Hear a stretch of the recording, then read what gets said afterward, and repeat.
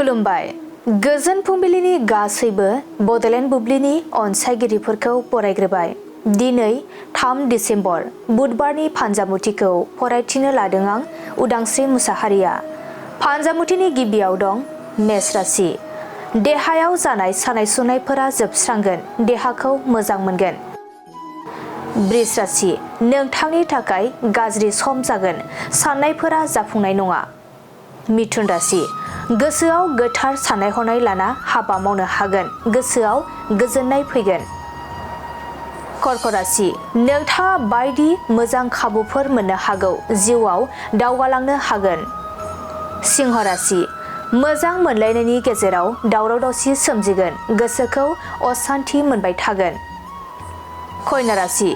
गोजान जायगायाव दावबायहैनो साननाया फेलें जागोन, गोसोखौ गाज्रि मोनगोन। तुला राशि। बेफार फालांगि बिथिङाव मुलाम्फा जागोन, रांखावरि आरजिना लानो मोजां सम। वृश्चिक राशि। सोरखौबा फसायखुमाना थानाय दंब्ला मोनफुंनो हागौ, गोसोआ खुसिजों साग्लोबसारगोन।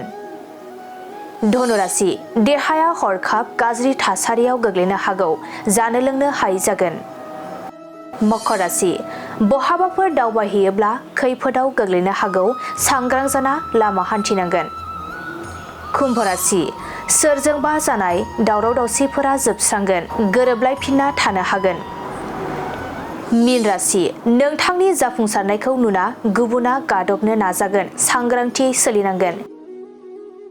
दिनै सानसेनि राशि फरायथिनायाबो एसेनोसै। आसा खालामो नोंथांनि दिनैनि साना मोजाङै मोजां थांगोन, बेखौ बडलेण्ड बुब्लि नखरनिफ्राय मिजिंथिबाय।